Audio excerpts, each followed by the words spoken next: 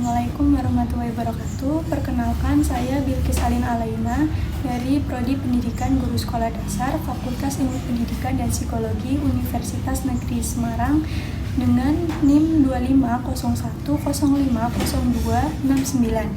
Di sini saya membuat video ini untuk memenuhi tugas ujian tengah semester mata kuliah pengantar ilmu pendidikan. Yang pertama ada ilmu dan konsep dasar pendidikan sebagai bidang keilmuan. Pendidikan sebagai bidang keilmuan adalah studi sistematis tentang proses pembelajaran, pengajaran, serta bagaimana manusia berkembang secara kognitif, efektif, dan psikomotorik. Ilmu pendidikan mencakup teori dan praktik pendidikan dari berbagai aspek, termasuk yang pertama ada tujuan pendidikan. Isinya yaitu pembentukan karakter, transfer ilmu, dan pengembangan potensi. Sedangkan fungsinya sendiri yaitu mencakup sosialisasi, kontrol sosial, dan pengembangan individu. Yang kedua, ada filsafat manusia dan filsafat pendidikan. Filsafat manusia adalah cabang filsafat yang mempelajari hakikat manusia sebagai makhluk yang unik dan kompleks. Filsafat manusia sebagai bagian dari filsafat antropologi, tidak hanya mempersoalkan tentang sifat dasar manusia, tujuan hidup, dan peran manusia di dunia. Sedangkan filsafat manusia juga menggali esensi terdalam dari keberadaan manusia secara menyeluruh.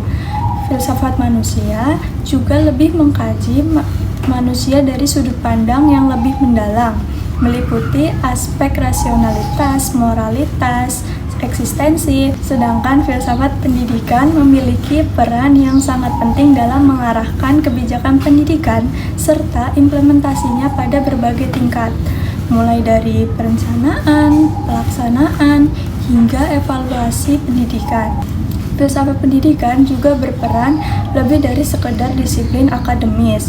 Ia berfungsi sebagai kerangka berpikir yang mempengaruhi bagaimana kebijakan dirancang, bagaimana lembaga pendidikan dikelola, dan bagaimana pendidikan diimplementasikan di lapangan. Yang ketiga ada landasan pendidikan. Adapun yang dimaksud dengan landasan pendidikan adalah dasar pijakan yang menjadi rujukan dalam penyelenggaraan dan pengembangan pendidikan. Atau dengan kata lain, landasan pendidikan merupakan pijakan atau dasar konseptual yang berfungsi sebagai acuan dalam penyelenggaraan pendidikan, sehingga kegiatan pendidikan memiliki arah yang jelas, sistematis, dan sesuai dengan tujuan yang diharapkan.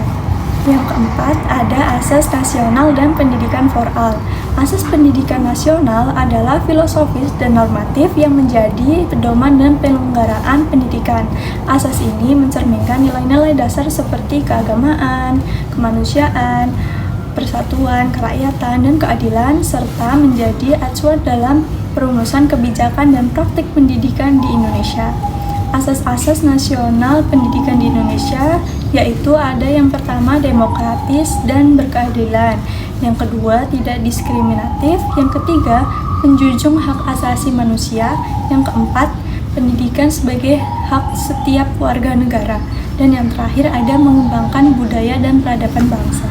Sedangkan Education for All atau EVA adalah sebuah gerakan global yang diprakarsai oleh PBB melalui UNESCO untuk memastikan bahwa setiap anak, remaja, dan dewasa memiliki hak atas pendidikan yang berkualitas dan dapat memenuhi kebutuhan belajar dasar mereka.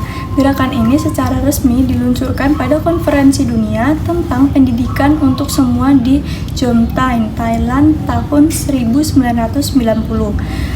Adapun tujuan utama EVA ini adalah mencapai 6 sasaran spesifik. Yang pertama ada memperluas dan meningkatkan pengasuhan dan pendidikan anak usia dini. Yang kedua ada memastikan setiap anak mendapatkan pendidikan dasar secara gratis, wajib, dan berkualitas. Yang ketiga ada memenuhi kebutuhan belajar kaum muda dan orang dewasa melalui pendidikan kecakapan hidup. Dan yang keempat meningkatkan tingkat melek huruf orang dewasa. Yang kelima ada menghilangkan ketidaksetaraan gender dalam pendidikan, dan yang terakhir yaitu ada meningkatkan kualitas pendidikan secara menyeluruh. Selanjutnya ada etika dan profesionalisme dalam pendidikan. Etika dalam pendidikan adalah nilai-nilai dan norma moral dalam kehidupan sehari-hari. Etika berperan sebagai landasan penting dalam pembentukan karakter individu yang bertujuan menanamkan sifat-sifat baik agar seseorang dapat menjadi pribadi yang bermoral dan berakhlak mulia dalam kehidupan bermasyarakat. Contohnya, menghargai peserta didik, bersikap adil, dan tidak diskriminatif. Sedangkan profesionalisme dalam pendidikan adalah bekerja dengan tingkat kinerja yang baik serta sikap yang dapat dicontoh oleh banyak orang. Dalam dunia pendidikan, profesionalisme, guru harus bisa mengajarkan dengan baik, membimbing, mengarahkan, melatih, menilai, dan mengevaluasi, terutama dalam dunia pendidikan guru sekolah dasar. Selanjutnya ada dimensi-dimensi kemanusiaan. Dimensi kemanusiaan adalah berbagai aspek atau unsur dalam diri manusia yang mencerminkan keseluruhan potensi, sifat, dan eksistensinya sebagai makhluk hidup yang berakal budi, bermoral, dan bersosial. Dalam konteks pendidikan, dimensi kemanusiaan menjadi dasar untuk mengembangkan peserta didik secara menyeluruh, bukan hanya secara intelektual, tetapi juga emosional, sosial, spiritual, dan fisik.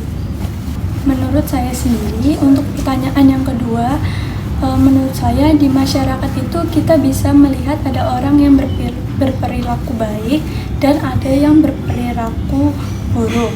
Hal ini terjadi karena pengaruh lingkungan, pendidikan, pergaulan, serta pilihan dan kesadaran pribadi.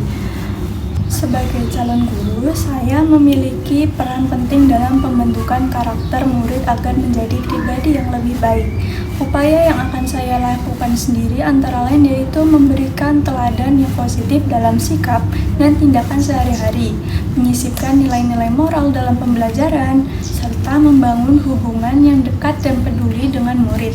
Dan saya juga akan menciptakan lingkungan kelas yang aman, nyaman, dan menghargai satu sama lain, serta menerapkan disiplin yang bersifat mendidik bukan menghukum.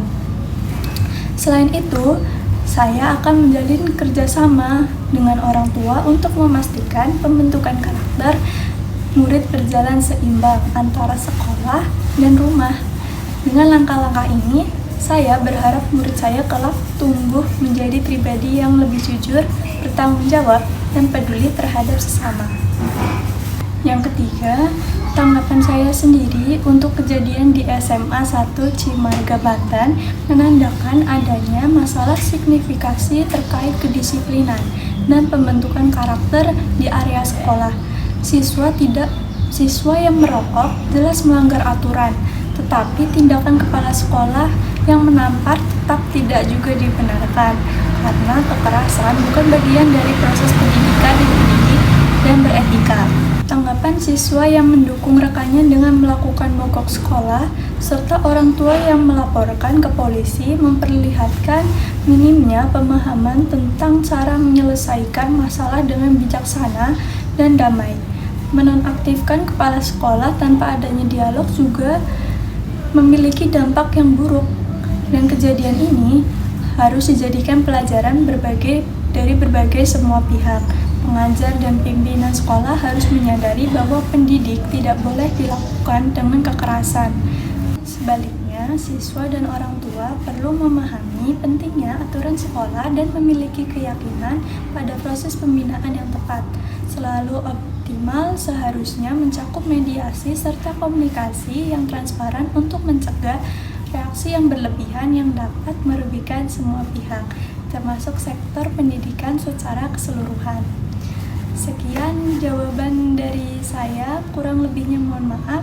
Wassalamualaikum warahmatullahi wabarakatuh.